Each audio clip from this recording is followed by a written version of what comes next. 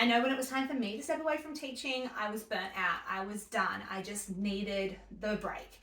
And if you're feeling similarly, that's okay.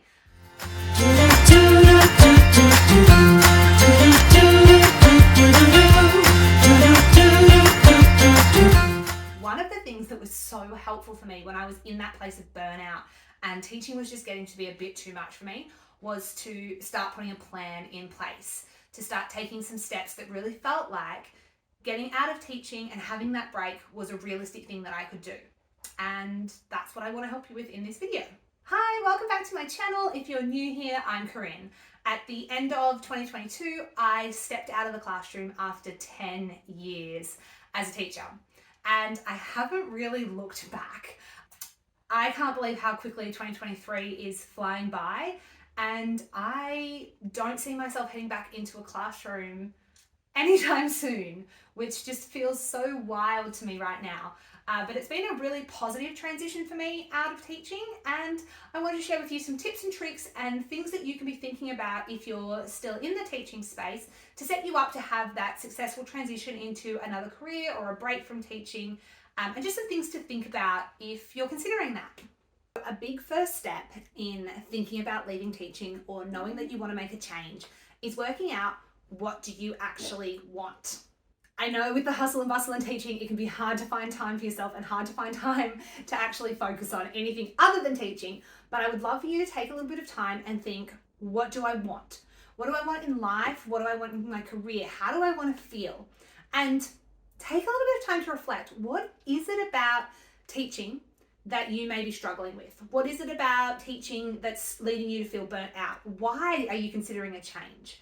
I think you need to get really clear with yourself on what it is that you're struggling with, or what it is that you want to change, or what it is that you're hoping to move towards, because that'll really help you come up with that picture of what you could step towards.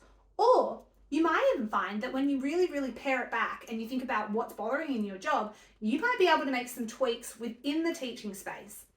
That's totally easier said than done. Like, I know the demands that are being put on you when you're in a classroom, and for me, personally, I needed to step away completely. I did make some changes in my last year or so as a teacher, and I tried to set some real strong boundaries about where I left my work at work and the time I got to work and the things I said yes to and the stuff that I was willing to do. And that did help, and that, was really, I think, slowed down the burnout that I was probably experiencing. That said, I wanted more flexibility. I wanted more control. I think I was a little bit disillusioned with the whole thing. I wasn't really enjoying the job, and the stuff, the activities, the parts of my job that I used to love were not sparking that joy in me, and I felt I wasn't bringing my best self to the job. So I personally, when I sat down and I reflected and I thought about what's making me happy, how am I feeling, how do I want to feel, what do I want my life to look like? For me personally, I realized that I needed time away from the classroom. And I wasn't sure if it would be forever, and I wasn't even sure how long it would be for, but that's what I came to. You might come to something completely different. You might realize that, hey, I'm in a toxic school environment, and perhaps I just need to apply for a job at another school, and that will actually make a big difference for me.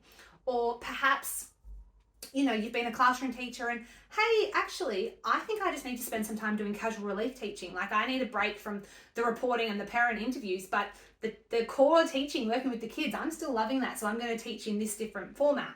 So I highly encourage you to take some time, get really clear with yourself, journal or go for a walk or like sit in nature, whatever it is that gives you some space and time to really think about what you want and how you're feeling, and have that self-reflection. I just think it's really powerful to get super clear on how you're feeling, why you're feeling that way, and how you want to feel moving into the future. The next big thing that I think you should start thinking about really early on if you're considering leaving teaching is money. One of the things I was really focused on in definitely the year before I left, but even earlier than that, was saving. I had built myself up a really strong emergency fund. And I would not have walked away from teaching without having another job lined up, without knowing that that emergency fund was solid, that it was a good, I think I had 3 months, possibly even a little bit more, of I could live off. So not just my bills, not just my mortgage and my bills that came out every month, but also I had looked at how much I had been spending on, entertainment, socializing, those kind of things, and I had enough to survive for 3 months. So that gave me a little bit of wiggle room. That let me have that space to see what came up, to see what jobs were out there. And then, of course, the great thing about teaching is that most schools, and definitely all the ones local to me, are crying out for casual leave teachers. So that was my backup plan, and it was nice to know that that was there. If things didn't work out and I needed some money, that I could have gone and done that. But I highly, highly encourage you to know your numbers well before you step out of the classroom. Start looking at your pay, start looking at your bills, what's left over, what can you start putting aside? Because once you build up that emergency or that rainy day fund, it gives you a little bit of that comfortable feeling knowing that you can step away and be all right and have some space and some time to make decisions and to work out what's next for you. So really, really get on top of your finances. The next thing is to start thinking about what else could you do. I think one of the things that keeps people in any career is that they're worried that they don't have the transferable skills to go into a new area. And I've just got to say that as teachers, we have one of the most amazing skill sets, and we are such adaptable, flexible people that the skills that we do have are so usable in so many different fields. Don't write yourself off before you've even given it a chance. If there is a job or a career or an industry that you're interested in, really explore it.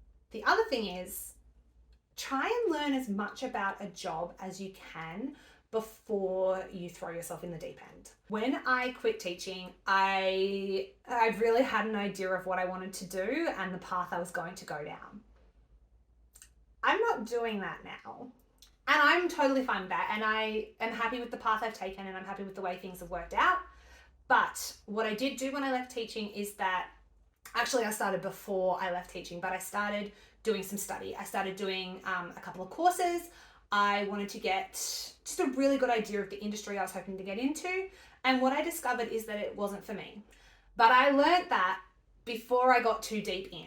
Find out what you can about what you're interested in, because every job has its ups and downs, and it's about working out how can you do a job that fits in with the lifestyle you envision for yourself.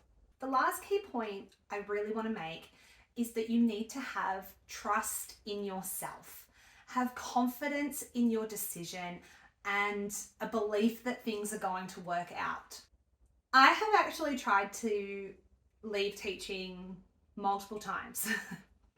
And in the past, I thought I had made up my mind that I wanted to try something different. And then I had been offered a job, or at one point I was given a permanent position, and I didn't know how to say no.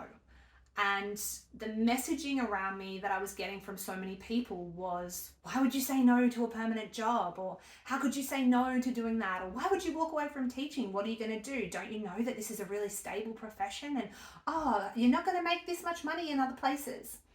And in the past, I have really let everyone else's opinions and a doubt in myself stop me from making this step that, when I really reflect, is something that I think that I have needed for a while. If you have people in your life questioning your decision to walk away or feeling worried for you, I just want to say trust yourself. Making a choice like this, the decision to step away, it doesn't mean you can't go back. It doesn't mean that you're never going to be a teacher again. But if you're watching this video, I'm guessing that there's an inkling, there's something there that has you questioning whether this is it for you. If you're feeling that pull to try something else, do something different, explore a different path, I just encourage you to give it a go. Teaching will wait, the jobs will be there. Why not? Why not explore the possibilities? So that's it from me. If you have any questions about how I left teaching or about what you should be considering and thinking and doing in leaving teaching, leave them in the comments. I'd love to chat about it. You can also check out my other videos about my journey in leaving teaching, and I'll see you in the next video. Bye.